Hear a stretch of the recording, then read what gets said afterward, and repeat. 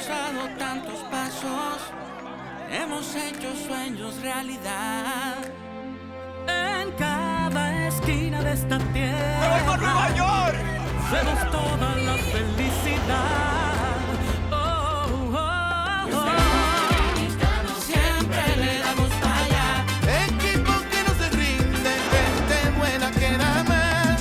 En cada esquina de esta bella tierra, la solidaridad es nuestro aliento. Tendiendo la mano, construyendo nuestros sueños. Es que los dominicanos siempre le damos para En Banreservas ponemos el corazón en el crecimiento de nuestra gente, comprometidos en todo momento y ocasión en ser el banco de todos los dominicanos.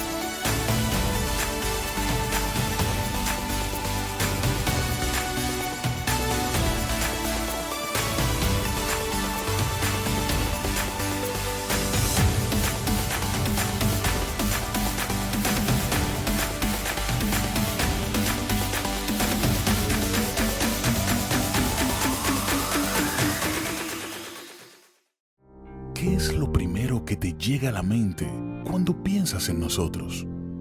Que recorremos miles de kilómetros por aire, mar o por tierra. Que sin importar el tamaño de tu carga o en donde esté, incansablemente seguimos llevándola a su destino.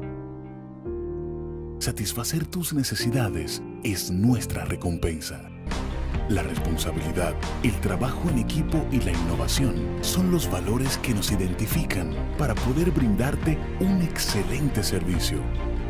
Conocemos la importancia de acortar las distancias, por eso contamos con oficinas comerciales en todo el mundo y sucursales en República Dominicana, Estados Unidos, Panamá, Colombia, México, Costa Rica y Puerto Rico. Queremos estar allá donde estés, porque para nosotros, lo único pequeño es el mundo. Y ahora, el bateador se prepara con 2 outs.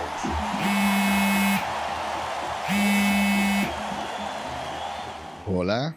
Hola, me habla el señor González. Ajá. Le llamamos porque usted es un cliente preferencial y queremos ofrecerle nuestra tarjeta Gold, la cual tiene infinitos beneficios, entre ellos descuentos en supermercados, salones de belleza, farmacias y acumula puntos para viajes al extranjero, incluso a la luna. Hay mejores formas de evitar llamadas no deseadas. A través de la aplicación de ProUsuario, ahora puedes solicitar que te excluyan de los listados de marketing de las entidades financieras. Descarga la app en Google Play y App Store. Solo tiene que indicarme dónde le enviamos el plástico de su tarjeta. No me diga.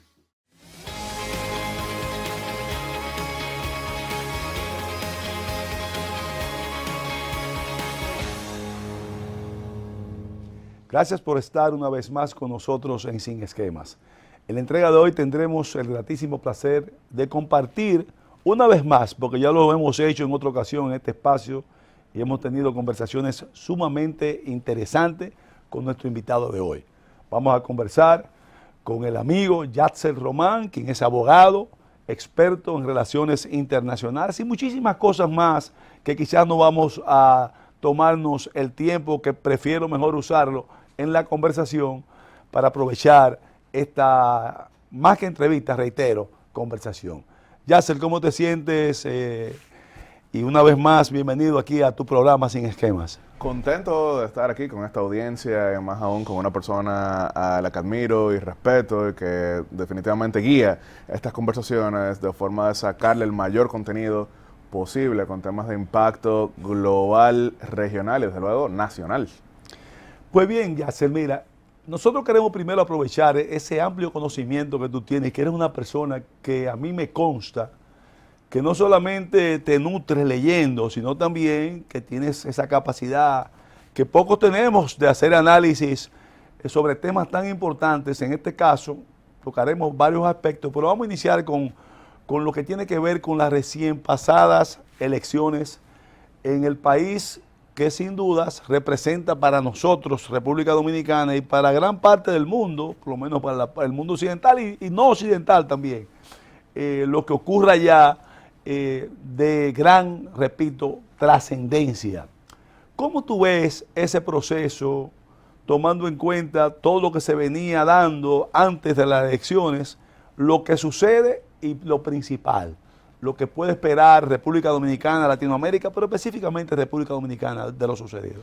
Sí, bueno, quizás podemos comenzar justamente con esa última parte que usted menciona, que es lo que puede esperar América Latina, lo que puede esperar el hemisferio occidental y lo que puede esperar nuestro país, que es República Dominicana. Y es inevitable tener que mencionar a el nominado secretario de Estado de los Estados Unidos, que sería la posición equivalente a canciller. Estoy hablando del senador Marco Rubio de la Florida. Eso es una noticia muy importante para nuestra región, tomando en cuenta que significa un gran enfoque en el hemisferio occidental.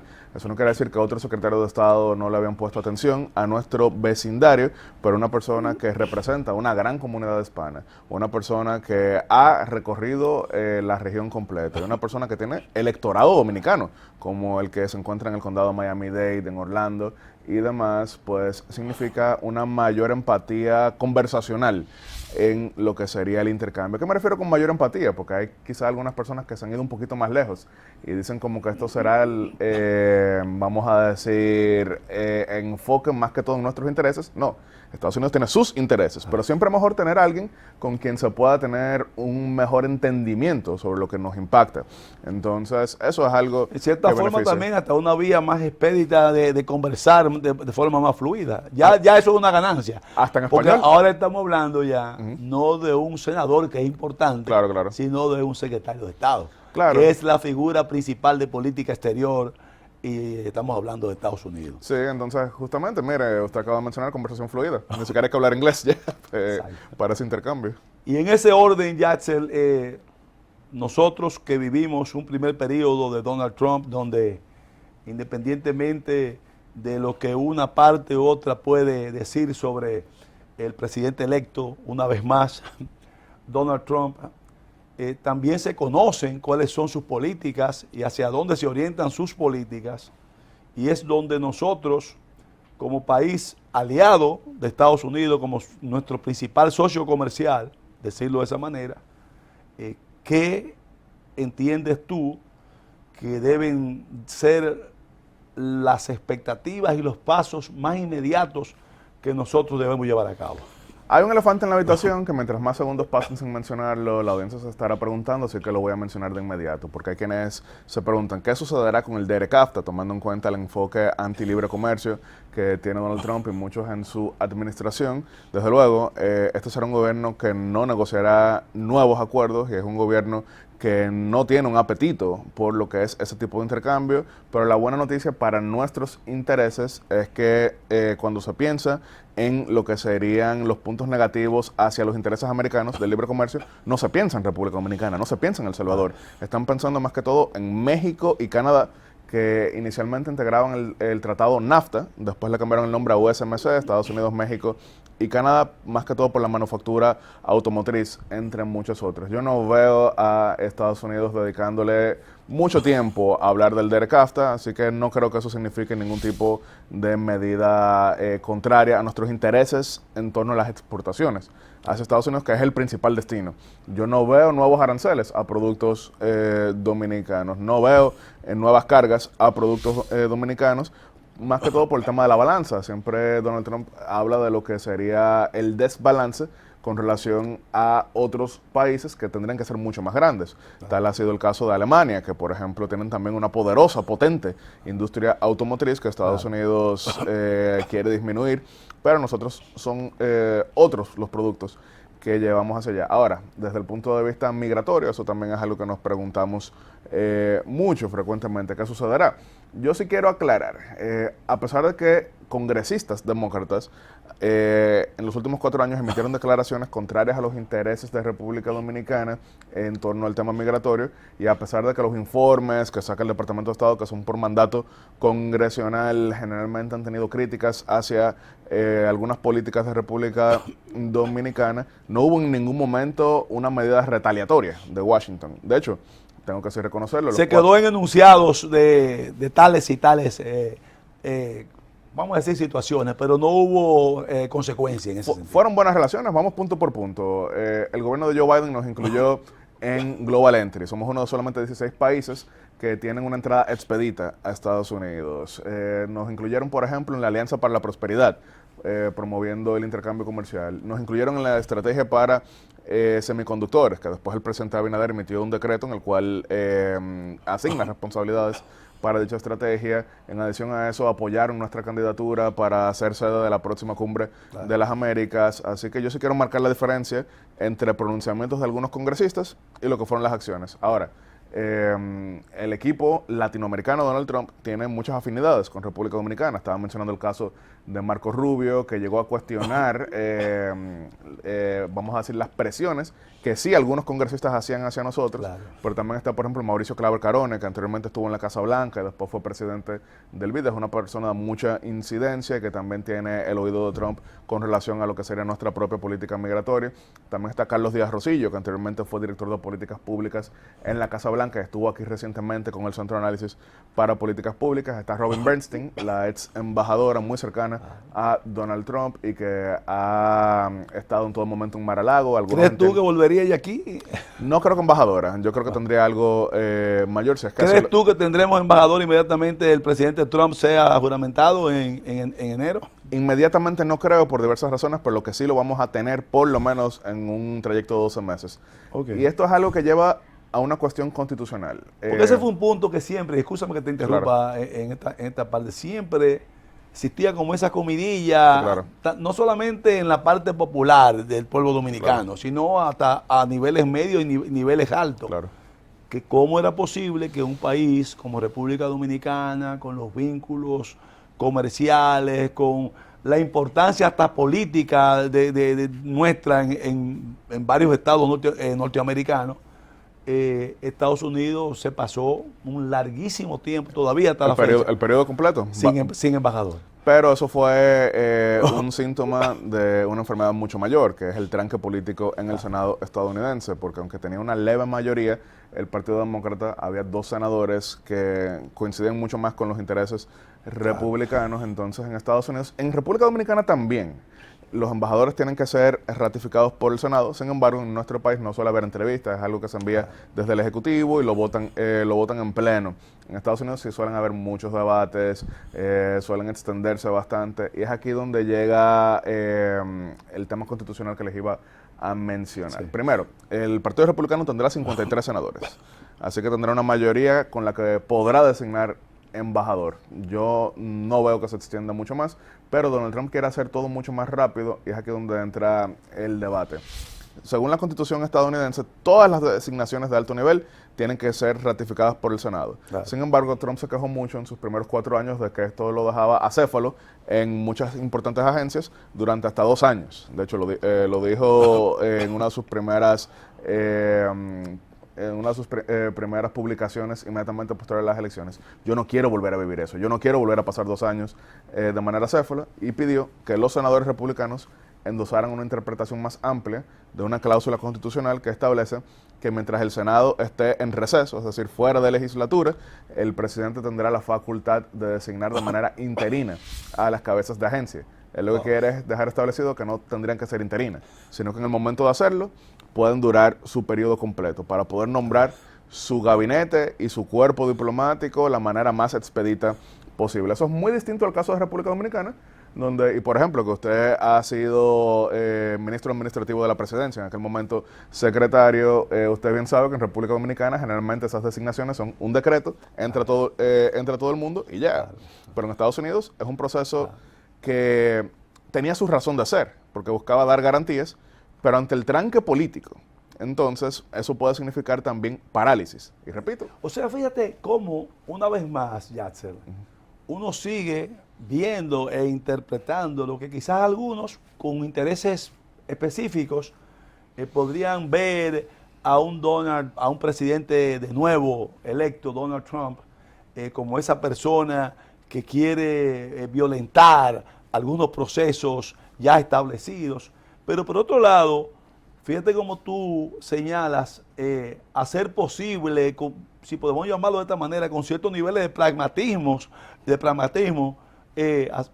resolver cosas que se trancan y que no solamente es un tranque puramente burocrático, sino también que afecta la relación en todo el sentido de la palabra de sus agencias en cada uno de los países del mundo. Claro, porque no se está hablando de violentar, desde luego, es un debate constitucional. No, porque él lo pone interino. Sí, claro, el tema es que quieren ampliar la interpretación, porque al fin y al cabo, la mayor receta para las frustraciones democráticas es el tranque, es la parálisis, es cuando la gente entiende que Washington o que la capital, sea cual sea, Santiago de Chile, Santo Domingo, República Dominicana, no está trabajando, porque al fin y al cabo la gente vota por ti para implementar acciones. Yo con eso no estoy diciendo que él sea bueno ni malo, lo que estoy diciendo es que está intentando salir de esa parte que a los analistas les suele gustar muchísimo, a quién van a nombrar aquí, lo van a confirmar, pero que a la ciudadanía realmente no le impacta. Ellos lo que quieren, en cualquier lugar, lo que solemos querer es que se tomen medidas. Y yo quiero mencionar algo, aunque estamos hablando de Estados Unidos, pero sí en el caso de República Dominicana. Recientemente estaba volviendo a leer el último libro de Andrés Dawager, hijo, que él estaba haciendo las comparaciones de cuando él fue asesor del presidente Fernández en el primer gobierno y hablaba de cómo, y disculpen que lo mencione, pero él lo ha publicado, que el presidente Fernández estaba de acuerdo, mira, esta medida hay que tomarse, pero yo no sé cómo lo vamos a lograr en el Congreso, etcétera, etcétera. Pasaron 4 años y no se lograba nada. De hecho, ese gobierno, a pesar de que tiene una buena imagen, si uno ve la herencia legislativa, no dejó gran cosa. Sin embargo, el profesor Dawager hacía la comparación de la crisis terrible del 2003, cuando, por ejemplo, usted también estuvo en Palacio y mencionaba que en las reuniones con el presidente Mejía le presentaban, bueno, mira, esto es lo que hay que hacer, esta es la reforma que hay que hacer para salvar el tema bancario, esta es la reforma que hay que hacer para salvar el tema comercial. El presidente Mejía decía adelante y el Congreso lo pasaba y utilizaba la mayoría que tenía ahí disponible. Incluso, mírenlo, y usted que tiene gran experiencia también bancaria, el 2003, que pudo haber significado el colapso total y definitivo de nuestro sistema bancario, significó reformas al punto tal de que hoy ese es uno de los motores. De una situación que venía arrastrándose muchísimos años atrás y se resolvió. Y gracias a Dios, lamentablemente en la forma como ocurrió, pero se le puso fin. Pero miren lo que tenemos hoy. Hoy tenemos un sistema de pagos, repito, como tú señalas, con capacidad no solamente gerencial y funcional, sino también con soporte mucho mayor ahora desde el punto de vista normativo, que hace es un gran más motor de seguro nuestro crecimiento. Ese sistema. Pero por eso, y disculpen, porque el tema no es profundizar sobre República Dominicana, quería hacer una comparación de tomar decisiones. En aquel momento sabemos que como fue el último año, la gente no necesariamente vio el resultado inmediato, porque la política no es justa. A veces quien cobra... pero fue saludado por el propio presidente Fernández, ya que tú lo señalaste, fue lo primero en reconocer que las medidas que se tomaron fueron medidas que salvaguardaron el sistema de pago. Pero vamos a volver en lo que nosotros podemos ser también, aparte de lo que tú vienes diciendo, llevarle una información a la población dominicana clara, precisa. Donald Trump instalado en su gobierno ya próximamente, ¿cómo sería la situación de nuestros compatriotas que viven en Estados Unidos, lo que lógicamente han venido llevando a cabo por generaciones? Si hay una generación, y no quiero que eso se tome como parcial de mi parte, aunque soy parcial, que ha demostrado que ya en la primera generación de los dominicanos ya no son cargas prácticamente para Estados Unidos, porque son personas laboriosas en su gran mayoría, trabajadoras, emprendedores. ¿Cuál sería las expectativas de esa comunidad nuestra en Estados Unidos de cara a cómo ayudan a nuestro país? Porque es clarísima la ayuda del dominicano. 11% del PIB Exacto. de manera medible, porque hay muchos aportes que no necesariamente Claro, los que vemos llegan de otra manera. de forma tan directa. Pero vamos a abordar esto, que es una estadística que yo repito mucho, porque no se suele conocer tan a fondo en nuestro país. República Dominicana es el país cuya diáspora en Estados Unidos tiene el mayor porcentaje de regularización en el mundo, Claro. sin estatus especial. ¿A qué me refiero sin estatus especial? Los cubanos tenían la ley de ajuste. Los dominicanos, 83% son o ciudadanos o residentes. Estamos hablando de 1.7 millones. Quiero aclarar, porque en ocasiones me han dicho, bueno, son más de 2 millones. Es que eso incluye los de segunda y tercera generación que nacieron allá. Pero migrantes, 1.7 millones que tienen ciudadanía o residencia. Hay 200,000 que no tienen ni una ni otra, pero eso es solamente 17%. ¿Cómo pasó eso? Para entender un poquito cuáles son sus intereses. Cuando en el 1987 el gobierno del presidente Ronald Reagan implementó la amnistía migratoria, uno de los acuerdos a los que llegaron al Congreso era que no beneficiaría a personas que hubiesen cruzado la frontera física sur. Entonces, ¿qué sucede? Los dominicanos llegábamos por avión. Así que esa prohibición no nos afectó de manera tan directa. Y por eso el porcentaje más beneficiado de aquella medida fueron los dominicanos, al punto tal de que el año pasado pueden entrar ahora mismo a Google y escriban. Sí, porque Estados Unidos principalmente se enfocó, el presidente Reagan fue en la parte mexicana. Sí, sí. Entonces los dominicanos, y pueden entrar ahora mismo a Google, escriban visas de reunificación familiar, consulado americano, República Dominicana, y encontrarán que solamente el año pasado se emitieron 60,000 visas de reunificación familiar. ¿Qué quiere decir eso? La principal vía de entrada de dominicanos ahora mismo para migrar hacia Estados Unidos es porque ya tienen un abuelo, un tío, un primo que está allá y que después los solicita. Entonces, eso cambia los intereses. Porque, por ejemplo, probablemente a un mexicano de California, no así el mexicano de Texas, tú le llegas hablando del tema migratorio y eso será uno de los que más les importa.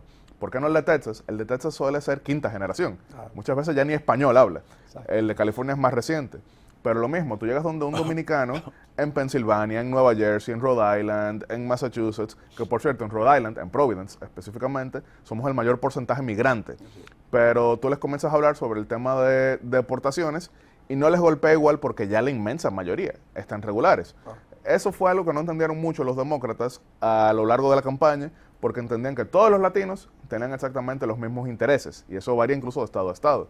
Entre los dominicanos, por ejemplo, el que vive en Washington Heights generalmente está alquilado. El que vive en Reading, Pensilvania, generalmente es dueño de hogar. Y eso cambia los intereses económicos. El que está llenando planilla de impuestos con relación a una propiedad inmobiliaria tiene otras preocupaciones. Entonces, todo esto lo hago a nivel de introducción para responder. ¿Qué querían muchos de los dominicanos? Por ejemplo, usted que conoce muy bien Nueva York, la Asociación Nacional de Supermercados, los bodegueros, que la mayoría son dominicanos. Eran un bloque tradicionalmente votante demócrata, pero en los últimos 4 años, no es que la mayoría son republicanos, pero ya más de 40%. Pero creció. Creció. Claro. Incluso le hicieron una recaudación de fondos, algo que nunca le habían hecho a un candidato republicano. ¿Por qué muchos de estos bodegueros, cariñosamente, cambiaron al Partido Republicano? Por el auge de atracos hacia las bodegas. Entonces, ¿qué querían ellos? Ley y orden. Ese era su interés ahí, y hay que entenderlo. En el caso, por ejemplo, de muchos de los dominicanos que están en la Florida, que son muy seguidores de lo que sucede en el país, realmente el tema haitiano les llamaba la atención y entendían que podían tener más afinidad con el caso de Trump. Muchos de los que están, por ejemplo, en la Florida son del área de la capital, de aquí, o sea, están más involucrados con el tema político local. En el caso de Nueva Jersey, que por cierto, en Nueva Jersey pasó algo sorprendente. Sí, ganó Kamala Harris, pero por solamente 4 puntos porcentuales, en un lugar que antes ganaban por 30. Entonces, yo te digo un ejemplo, por ejemplo, en el Bronx, sí, claro, mi hermano que vive allá y tiene una relación con miles de dominicanos. Y Alberto, nunca yo había visto que en este lugar la diferencia fuera tan, valga la redundancia, tan diferente a procesos anteriores. sí, claro. Inmediatamente empezaron a proyectar eso que se veía en ese lugar, lo que podía ocurrir en esos estados swinger, Sí. que fue lo que rápidamente un medio tan importante como el New York Times empezó rápidamente en la tardecita a proyectar una victoria con un porcentaje hasta de un 81% de que iba por lo menos a llegar a 300 votos electorales. Y pasó los 300 votos electorales. Sí, claro, ha sido... Señores, que es una cosa ya, mira, uno ver todo lo que se movió en esta campaña, que yo quiero que tú me hables de eso, donde tantos factores más bien de publicidad, más que quizás de contenido y de sustento, se dieron alrededor de adversar al que ganó las elecciones, como, y con todas las cosas también adicionales que habían de sometimientos y cosas, como este hombre gana el voto popular, gana la mayoría en ambas cámaras, gana también, lógicamente gana las elecciones con los votos electorales, dándole prácticamente un espaldarazo incuestionable. Creció en todos los grupos demográficos de Estados Unidos, menos hombres blancos. ¿Y por qué me río al mencionar eso? Porque muchas narrativas progresistas apuntaban a que esto había sido la victoria de la supremacía racial, cuando al contrario, creció en dominicanos, creció en afroamericanos, creció en asiáticos, creció en judíos. La parte conservador ahí ayudó bastante también.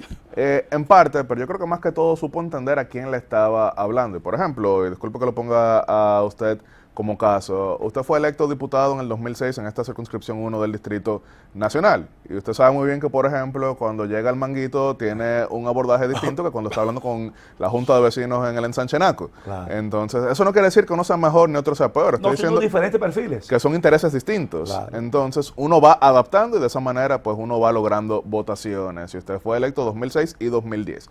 En el caso de Donald Trump, cuando él iba a Arizona, estado fronterizo con México, pero con una gran presencia mexicana, hubo un meeting que a mí me marcó muchísimo, cuando él le preguntaba al público, ¿cómo ustedes quieren que yo le diga? ¿Latine, es decir, género neutro, o hispanos?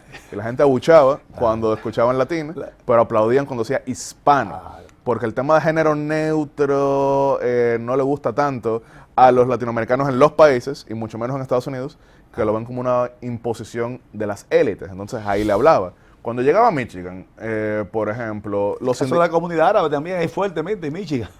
De hecho, eso es lo que quería mencionar, porque por ejemplo, si viéramos de manera completamente aislada la situación, uno pensaría, no hay forma alguna de que la comunidad árabe apoye a Donald Trump por su cercanía con Benjamín Netanyahu. Pero ¿qué él le dijo a la comunidad árabe? Él le dijo, bajo mi gobierno no hubo guerra. Ni hubo lo que está ocurriendo hoy en día. Exacto. Entonces, por ejemplo, ¿qué le importa más que toda la comunidad más activa árabe? Que haya relativa paz en su región. ¿Qué les ofreció Donald Trump? Eso. Y vimos incluso ese meeting en Michigan con la comunidad musulmana, porque no estábamos hablando de maronitas, no estábamos hablando de expatriados cristianos, estábamos hablando de musulmanes, pero porque él les dijo lo que querían, lo que les importaba. Ahí, y quizás antes de ir a la pausa, que veo que están señalando, pero a mí hubo un entrenamiento que me dieron en un momento que a mí me marcó para siempre a la hora de hablar de política. Era un curso, habíamos 20 personas y llegaba el instructor y preguntaba, ¿cuál es el tema que a ti más te mantiene despierto de noche sobre el país? Algunos decían, bueno, seguridad. ¿Y a ti? Bueno, educación. ¿Y a ti? Salud, etcétera. Y después de que cada uno respondía sobre esos temas, el instructor decía, bueno, ahora yo les voy a hablar de por qué yo creo que hay que privatizar las aceras. Y todo el mundo como que, pero ¿a quién le importa eso? Y él decía, exacto. Tienen que entender que por más que ustedes sean expertos en un tema, si a su audiencia no le interesa, no le importa, no va a haber conexión política. Claro. Y Trump sabía cómo hablar a los musulmanes. Si tú no te interesa algo, tú no escuchas realmente. Claro, claro. Bien, ya se permite simplemente una brevísima primera pausa para continuar en lo que hemos venido hablando y tocar otros aspectos más de estos temas tan interesantes y que tú con tanta propiedad y con tanto conocimiento nos tienes acostumbrados a informarnos. Claro. Continuamos en un breve momento.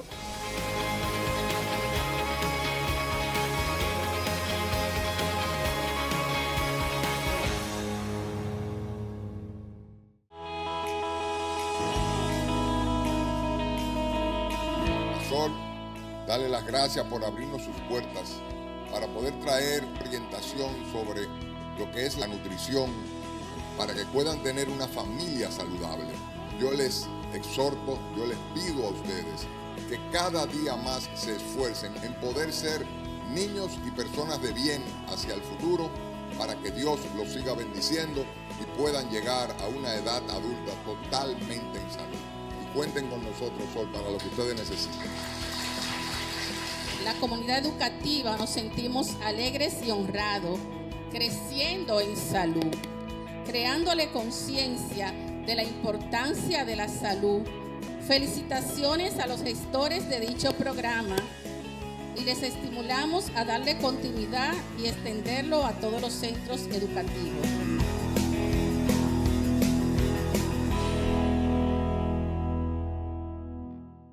De algo saben las abejas, es de flores. Hay de todo tipo y para todos los momentos. Lo importante no es solo su color, tamaño o forma, sino lo que hace sentir cada una. Y para esos sentimientos trabajan.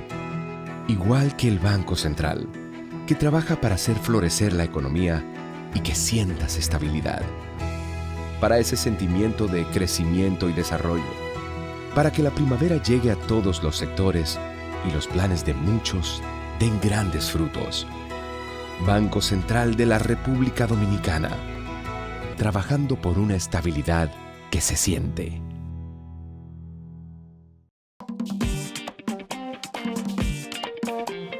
Cada rincón te espera con la sonrisa del sol, con su ritmo y su sabor, con historias verdaderas. A cada lugar que llegas te recibe lo mejor de su magia y su folclor y amabilidad sincera. Dale pa' los rincones, donde te espera un gran sol, en la playa, en las montañas, leyendas y tradición. Dale pa' los rincones, donde te espera un gran sol, un mofongo, pescado frito y todo nuestro sabor. Dale pa' los rincones, dale pa' los rincones, dale pa' los rincones, dale pa' los rincones.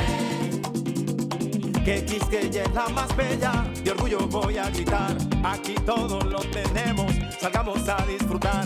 Hermosos ríos y valles que te abrazan con su encanto, y en sus trillos se oye el canto, y a descubrirlo te llama. Dale pa' los rincones, donde te espera un gran sol, en la playa, en las montañas, leyendas y tradición. Dale pa' los rincones, donde te espera un gran sol, su cultura, personajes, leyendas y tradición. Dale pa' los rincones, hay que bella nuestra tierra. Dale pa' los rincones, su sabor y su palmera. Dale pa' los rincones, conociendo gente buena. Dale pa' los rincones, salgamos a disfrutar. Dale pa' los rincones, donde te espera un gran sol, en la playa, en las montañas, leyendas y tradición. Lleva lo mejor de ti y te llevarás lo mejor de tu país. República Dominicana, turismo en cada rincón.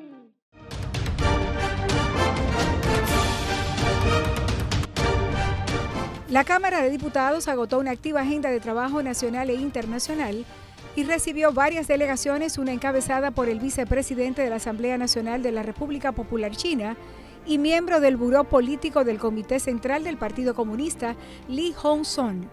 Esta delegación además visitó al presidente de la República, Luis Abinader, al 911, estaciones del metro, e hizo una donación de equipos tecnológicos para la Cámara de Diputados.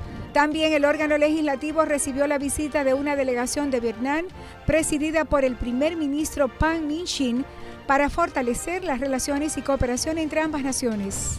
Asimismo, recibió a la mexicana Beatriz Paredes, quien dictó la conferencia Juntos por la Dignidad, eliminando la violencia contra la mujer, una actividad organizada por la Comisión de Género. Además, realizó 2 sesiones del Pleno, aprobando varios puntos para beneficio del país. Y casi 50 comisiones trabajaron dentro y fuera de la institución. Aprobado. Cámara de Diputados de la República Dominicana.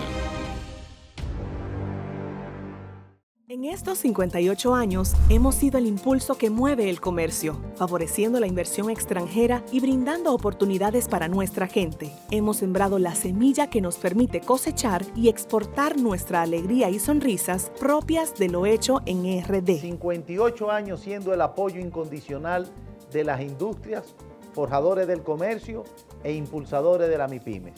Somos el Ministerio de Industria, Comercio y MIPYMES y estamos junto a ti.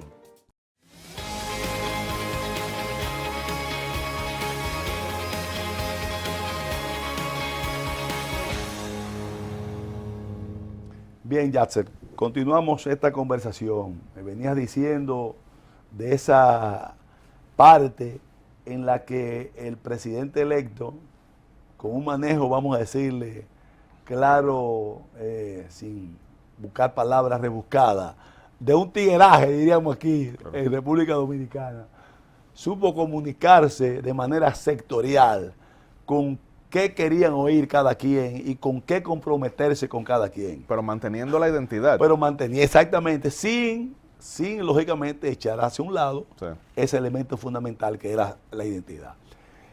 Tú mencionaste el tema que tú dijiste ahora, que en el caso de los musulmanes, en el caso del Medio Oriente, él nunca hizo guerra. Y sabemos que las guerras, tanto de una forma u otra, una más que otra, el caso, por ejemplo, de lo que está ocurriendo todavía con Ucrania y Rusia, sí tiene un impacto más directo en nosotros por el asunto de las commodities, de los insumos, una serie de cosas más. ¿Cómo tú proyectas a un Donald Trump que ya está diciendo que él rápidamente va a interceder con Putin y con el presidente de Rusia y con el presidente de Ucrania para buscar una salida a esto, y también que va a hacer lo que sea necesario en el caso del Medio Oriente, que lamentablemente yo creo que ya ha tomado niveles que ya la mayor parte del mundo, y lo que digo ahora lo digo como Alberto Atala, no te incluyo en esta parte, ya está considerando esto como un genocidio. Claro, algo que llamó mucho la atención fue cuando después de Donald Trump fuese rosado por aquella bala en un intento de magnicidio en julio de este mes, él recibió una carta de buenos deseos de Mahmoud Abbas de Palestina.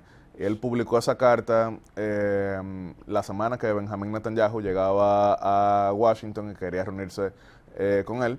Y entonces él decía, miren la buena relación que yo tengo con Mahmoud Abbas y la buena relación que tengo con Bibi, yo puedo lograr ese acuerdo, muy distinto. Aunque hay otros elementos fuera también de Mahmoud Abbas, claro, que tienen un impacto determinante en esa zona. Comenzando por el hecho de que el segmento proclive a la Autoridad Nacional Palestina no es que se lleva del todo bien con Hamas. Incluso, exactamente. Incluso la última vez que hubo elecciones en Palestina, la situación no fue del todo reconocida. Por eso lo digo. Sin embargo, sí muestra un... Sí, pero es un avance. Y yo no sé qué tanto impacta políticamente, pero sí muestra dónde está la mente y el corazón de Trump.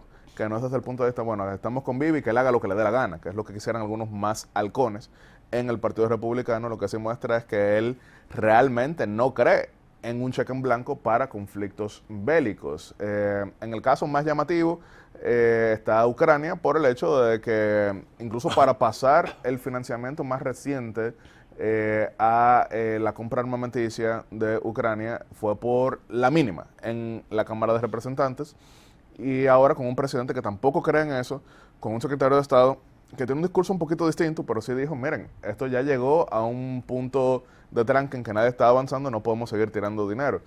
Eso ha cambiado radicalmente de la época llamada neoconservadora, donde justamente por la incidencia de la industria armamenticia, pero también por los halcones del área de defensa, sí estaban dispuestos a durar décadas en un conflicto. Ya eso no está pasando en Estados Unidos.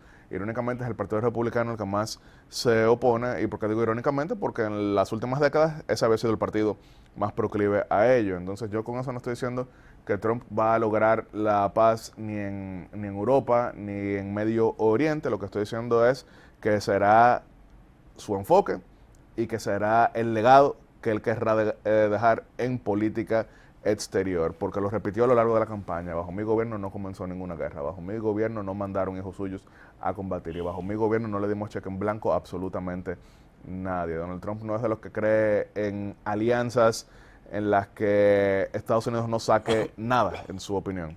Incluso una anécdota que se repite muchísimo con relación a quien fue el gobernante más cercano a Donald Trump en su primer gobierno, Shinzo Abe, de Japón. Él llegó a la primera reunión con un mapa, y él puso el mapa en la pared. El mapa tenía cada estado donde los japoneses habían hecho mayor inversión, y eso le encantó a Donald Trump. Y él dijo, pero este mapa es mío. Sí. Porque yo se lo voy a enseñar a todos los otros que visiten. Porque Shinzo Abe entendía, miren, yo quiero algo, pero yo tengo que mostrarle qué es lo que le estoy dando. Es lo que ve Donald Trump. No estoy diciendo con eso que sea una persona fácil de leer, porque es una persona que puede cambiar de opinión. Incluso hay muchísimas anécdotas de dignatarios que pensaron que lo habían convencido de su posición, y después cuando se daba la siguiente entrevista a Donald Trump, él decía, no, esto no sirve de ninguna manera. Emmanuel Macron lo invitó a cenar en la Torre Eiffel y pensó que lo había convencido, pero después él dijo, mira, este tipo me parece muy arrogante. Entonces, con relación a la pregunta concreta, clara y precisa, ¿qué se puede esperar en torno a Medio Oriente y en torno a Ucrania y Rusia? Pues presión para llegar a un acuerdo, no necesariamente pues financiamiento.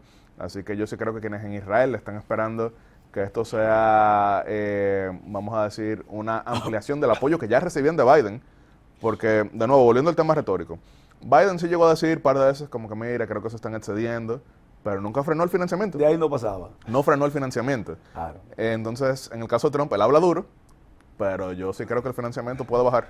Y ese es el mensaje preciso. Sí, claro.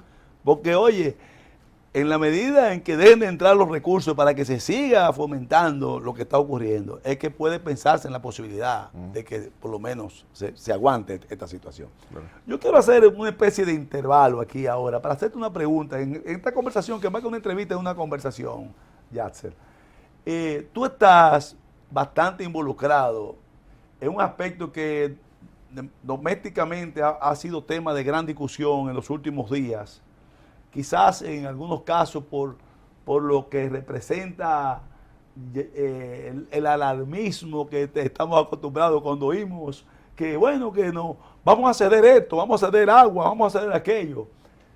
¿Qué tú nos puedes decir de la situación real hoy en día, del acuerdo que llevó a cabo nuestro país, o que está llevando a cabo nuestro país, porque todavía no está concluido, tengo entendido, a través de nuestro Ministerio de Relaciones Exteriores, con los Países Bajos, donde se habla de una, no sé si llamarle una cesión de aguas. ¿Cuál es la situación real de eso? Qué bueno que pone el tema, porque creo que es importante que la audiencia lo conozca, más aún cuando estábamos hablando de acuerdos a nivel internacional. ¿Qué sucede? Nuestro país. Y aprovecharte a ti, que eres un experto en relaciones internacionales. Claro, nuestro país tiene fronteras marítimas con 6 países, que es Estados Unidos, Reino Unido, Haití, Colombia, Venezuela y Países Bajos. Sin embargo, a lo largo de nuestra existencia, solamente lo habíamos delimitado formalmente con 2. Colombia en 1978. Qué bueno que tú digas una cosa. Tenemos frontera con Países Bajos y con el Reino Unido a través de islitas que son gobernadas por los países, por Holanda, que es lo que llamamos Países Bajos. Claro, en el caso de Países Bajos, Holanda específicamente, las islas no son gobernadas directamente por ellos. No son gobernadas, pero son parte, incluso hasta son ciudadanos holandeses. Claro, porque ellos tienen un estatuto que se llama país. Y en el caso de Inglaterra igual. Sí, en el caso de Reino Unido es un gobierno directo. Exacto. Pero en el caso de Países Bajos no tiene esa autonomía. Se llaman países constituyentes. Claro. Y tienen, por ejemplo, libre gestión sobre la economía, salud, educación y justicia. Es cierto. Ahora, ¿por qué es que hay que delimitar el alcance territorial y económico del mar? Previo a, más que todo, el siglo XX, ¿cómo era que se definía todo esto? La ley del más fuerte. Yo tengo más armas que tú, este mar es mío. Pero en el siglo XX la humanidad fue avanzando para lograr establecer límites que pudieran ser vistos de manera equitativa. Entonces, a pesar de que existen las pautas de la Convención del Mar, es importante que los países lo delimiten mediante tratados para que se respete, porque yo puedo decir, bueno, mire, yo llego hasta este punto medio, pero si usted no lo reconoce, entonces podemos llegar a un diferendo. Yo tendré acceso a esta agua que a mí me sacia la sed, tendré derecho a la suya, usted no tendrá derecho a nada, por eso había que delimitarlo. Entonces, en el 78 se delimitó el alcance de nuestro mar con relación a Colombia, gobierno del presidente Balaguer. En el 79 se delimitó con Venezuela, gobierno del presidente Guzmán, pero después no se había delimitado con ninguno. Países Bajos tiene la presencia en el Caribe por la vía de Curazao, por la vía de Aruba, por la vía de Bonaire, por la vía de San Martín, y tenía su tratado con Venezuela. En el 2018 el presidente Medina establece un decreto en el cual crea una comisión en la que participan la Armada, Consultoría Jurídica del Poder Ejecutivo, la Autoridad Nacional Marítima, para poder firmar el acuerdo con Países Bajos y cerrar la brecha que dejó abierto nuestro acuerdo con Venezuela y el acuerdo de ellos con Venezuela. De esa forma, cuando llegamos nosotros al gobierno, y tengo que decir nosotros porque formo parte de este gobierno del presidente Luis Abinader con el canciller Roberto Álvarez, le dimos continuidad a ese estudio y logramos entonces lo siguiente. Para ponerlo un poquito en contexto, y esto es resumido, la Convención del Mar establece que cada país tiene derecho a 12 millas náuticas de mar territorial. ¿Qué quiere decir mar territorial? Sería el equivalente al territorio terrestre que ya tenemos y donde ejercemos plena soberanía. Ya después de esas 12 millas náuticas de mar territorial... 12 millas náuticas son como 40 y pico kilómetros. ¿Cuántos son más o menos? Una milla... bueno, sí, son como 40 sí, más o 40, menos, sí. 40 para conocimiento popular sí. de nosotros. Y podrán imaginarse lo que son 40 kilómetros. Sí. Pero después de eso está lo que se llama zona económica exclusiva, que no es mar territorial, pero ahí es donde cada país tiene derecho soberano sobre los recursos. Es decir, no es que lo controlamos como si fuera nuestro territorio, pero lo que ahí se descubra es nuestro. Cada país tiene hasta 200. Ahora, entre Holanda y Países Bajos, entre Holanda y República Dominicana, no hay 400 millas de diferencia, de forma tal de que no hay 200 para nosotros y 200 para ellos. Generalmente, si ese fuera el caso, si hubiese, por ejemplo, 500, serían 200 uno, 200 otro, y el resto es lo que se llama alta mar. Como no hay 400, se establece lo que se llama línea media para ver cómo se distribuye siguiendo la proporcionalidad. Entonces, República Dominicana, siguiendo los siguientes 3 pasos, llegó a lo que quiero dejar establecido aquí. Primero, se calcula cuál es la distancia. Bueno, no dan 400, establecemos la línea media. Segundo, se estudia si hay lo que se llaman condiciones geográficas anómalas que pudieran extender la línea base mucho más allá de donde se calcula. Y tercero, la proporcionalidad, que ninguno quede desproporcionadamente beneficiario. En ese sentido, quedó claro que República Dominicana tenía hasta 11 millas náuticas más al sur de lo que ya teníamos, de forma tal de que ganamos mar en estas negociaciones. Se cumplió la Constitución, se cumplió la ley, se cumplió la Convenmar y República Dominicana salió beneficiario al punto tal de que sabemos ya hasta dónde llegamos, sabemos ya claramente cuáles son nuestros límites, sabemos claramente dónde podemos explorar y eso nos ayuda para combatir el crimen organizado, eso nos ayuda para tener mejor delimitado nuestro territorio y nos beneficia para poder seguir con mayores negociaciones en cualquier otro momento futuro. Quienes han dicho que República Dominicana se dio 200 millas, yo les invitaría a que lleguen con un mapa y digan entonces hasta dónde llega República Dominicana, porque vamos a invadir a Venezuela. Si, quienes están diciendo que bueno, la zona que seguimos es donde hay petróleo. Bueno, si ustedes están diciendo que en esa zona de 11 millas que ganamos es donde hay petróleo, ¿cómo es posible que en 40 años no se ha conocido nada más abajo en la frontera mucho más grande que tenemos con Venezuela, que sí es un país petrolero? Quienes han dicho que este es un precedente para cualquier negociación con Reino Unido, de forma tal de que tendrá que ser con los mismos parámetros, yo les diría que están hablando completamente errados, de forma tal que obvian el hecho de que no existen precedentes en las negociaciones marítimas por una razón sencilla. Si usted y yo negociamos y no hay una condición anómala en la geografía, entonces eso no puede ser presente cuando yo negocie con Paloma y resulta que de mi distancia hacia donde Paloma sí hay una otra situación. Hay otra situación. Entonces no hay precedente. Por eso yo sí le invito, principalmente a usted, cuando tengan conversaciones, quizás si en algún momento surge, que le haga la misma pregunta, que la audiencia haga la misma pregunta en redes. ¿Hasta dónde llega República Dominicana? Si ustedes están diciendo que es distinto a esto, yo quisiera ver el estudio. Pero mientras tanto, Luis Abinader cumplió con la Constitución, cumplió con la ley, defendió nuestra soberanía y amplió nuestro territorio. Fíjese lo importante que es cuando usted puede socializar y recibir informaciones de quienes conocen el tema y que no significa que tenga la verdad absoluta, pero usted tiene la oportunidad de usted rebatir con la contundencia que está diciendo Yatzel lo que acaba de señalar de lo que se ha hecho.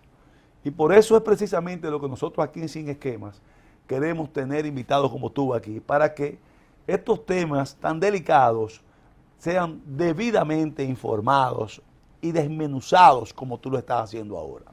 Finalmente nos quedan apenas ya 40 segundos, Yatzel. ¿Qué tú podrías decir?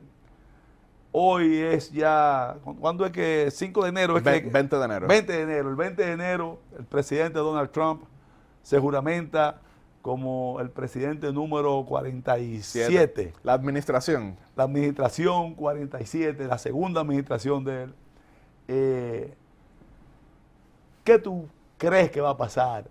El impacto inmediato de eso. En 40 segundos. El impacto inmediato definitivamente es un triunfo de su ideología política al punto tal de que, y con esto pues me despido, habrá marcado el debate estadounidense durante cuanto menos los siguientes 20, 30 años, porque yo veo a muchos republicanos que querrán imitarlo y yo estoy convencido que muchos demócratas querrán también imitarlo. Habrá sido la figura más influyente e incidente de la política estadounidense en lo que llevamos del siglo XXI, y sí, superando a Barack Obama, que es una figura excepcional, pero tan excepcional ha sido que no ha logrado encontrar un heredero. Ahí, en un sí o un no ahora, en estos 5 segundos. ¿Crees tú que con esta victoria de Donald Trump quedan fuera del escenario político de Estados Unidos muchas personas? Muchísimas. No así los Obama, porque ellos sí intentaron que las cosas fueran diferentes. Querían que Biden no fuera candidato y segundo, querían que la sustitución se hiciera con una convención. Incluso diciendo, miren, aunque gane la misma Kamala, le conviene una convención. Bien, bueno, gracias Yasser por estar con nosotros en Sin Esquemas. A nuestro público, una vez más, le agradecemos mantenerse dándole seguimiento a lo que hacemos aquí, que lo que buscamos es orientarle, llevar información útil. Aquí no buscamos diatribas, dime y te diré, porque eso no es el concepto de este programa Sin Esquema. Hasta una próxima entrega, estaremos con ustedes.